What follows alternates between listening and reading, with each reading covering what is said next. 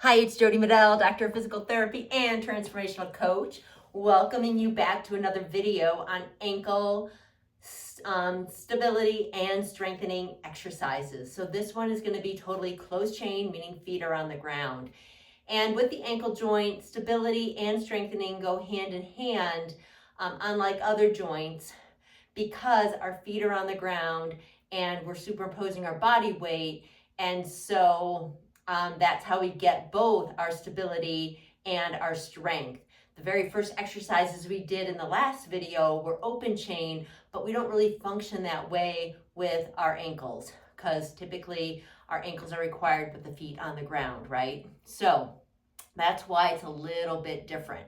So today we're going to go over some balance challenges that both make us stronger through the ankle joint, but also increase that stability because we need to create and use those stabilizer muscles of the ankle joint, specifically the peroneals, which are the muscles on the outside of the ankle, and then we have the tibialis posterior, which is on the inside of the ankle, and those two muscle groups together create the stability around that ankle joint. So that we will challenge as we put ourselves on the discs and do some exercises. And then the final exercise really is just jumping, trying to get that power, that dynamic, that explosive energy going through our ankle joint. So again, because it's feet on the ground, up and down, off the ground, then back on the ground, we need both the stability element around the ankle joint as well as that strength to create that explosive power.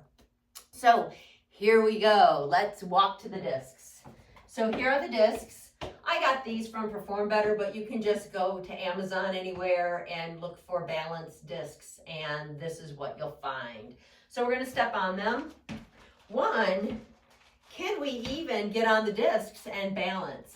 I have a lot of patients who they will use the PVC that I have. It's a 5-foot tall PVC, and they'll hold it in the front just to get their stability, or maybe just a toe or a fingertip touch on the wall if you're close to a wall. But first you need to just get your balance on the discs, okay? Once you have your balance on the discs, then you want to go to dorsiplantar flexion. So you're pointing and flexing your ankles down and up, down and up. And again, I like to go for up to 30 in a row of everything, but if you want to break it down to 3 sets of 10, kind of do 1 set of 10 of all the exercises, then do a second round, then do a third round, that's cool. But try to build up to a total of 30 anyway. All right, so this is just down and up, down and up. So 30 total down, 30 total up, however you want to break it down. The second one are circles.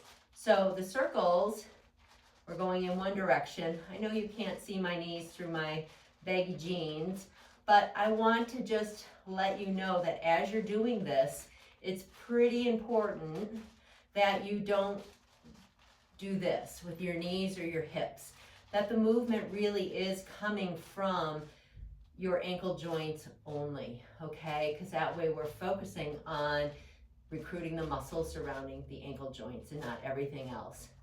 Also, another key point here is, again, as I've talked about in other videos, it's super imperative that we have really good posture, really good form. So we want that line from our pubic symphysis to our sternum to be in place.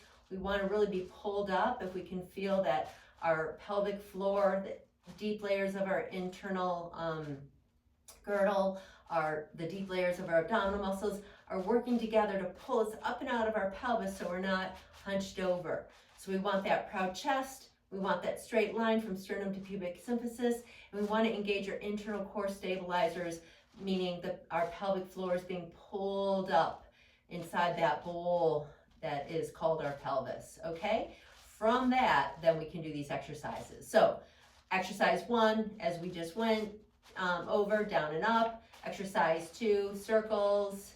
I like to do the same direction and then reverse those circles. So again, a total of 30. And again, you can do it by breaking it up or in one big 30 rep max. All right. So once you're done with the circles, then you want to march. I'm just going to look down and see where I'm at here. So you're just gonna lift up and march.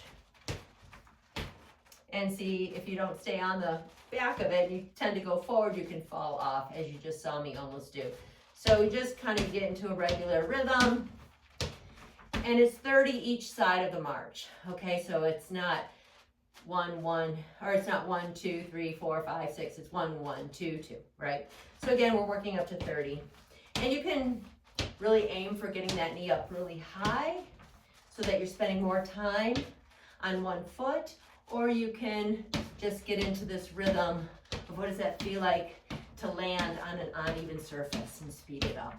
So play around with the marching. Any way you do it, it's going to help give you stability and strength. Okay, the next one we're going to do, as I fall off, I'm going to reset these. The next one we're going to do is a squat. So we're basically squatting on top of an uneven surface. And because of that, we are working the whole lower extremity, right? Including our core, internal core stabilizers, but we're also kicking in our ankle stabilizers because that's what's going to kick in first to keep us stable on this unstable surface, all right? So as we do a squat, again, all the same key features of the squatting on the floor are here for squatting on the discs, and that means proud chest, straight line from sternum to pubic symphysis. We're really leading with hip flexion. The knees will follow, and the ankles will stabilize us as we do the squat, okay? So arms go down in front to offload the weight going back. All right, so that was a partial squat. I caught myself, I was gonna fall, so I came right back up. So it is quite a bit of a challenge. You just gotta get used to it. So here we go, I'm gonna do it again. So we're going down, and we're going to about 90 degrees, really weight bear on the outside of your feet and your heels, and really pull your knees back and push them out. And then you're gonna come back up.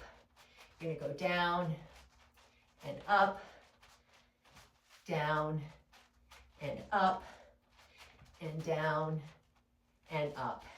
And again, with these, I would work up to 30 in a row for that one, because that's a really great exercise the more you do, because the more you get fatigued, the more your stabilizer muscles have to kick in, and then the stronger you're going to get with all of that pulled together, okay?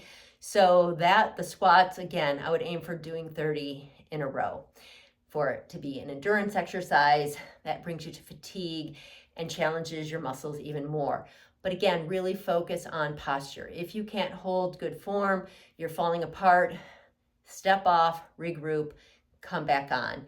And it may take a little bit of a learning curve before you really get your balance on these discs. As you could see me, I haven't done them in a while. So yeah, you get on them and you're like, whoa, what's going on? So you got to get used to it. Okay, one more exercise, and that is simply jumping. So you're going to take both feet and you're just going to jump. All right, and that jumping is simply allowing you to have an explosive power for takeoff and a controlled landing. So that's using both your strength with velocity, creating power force, and it's also requiring you to use your ankle stabilizer muscles so that you can land nice and easily. All right, I hope this helps. Have fun with these exercises, and I'll see you in the next round of the 3 Pillars of Fitness. Have a great day.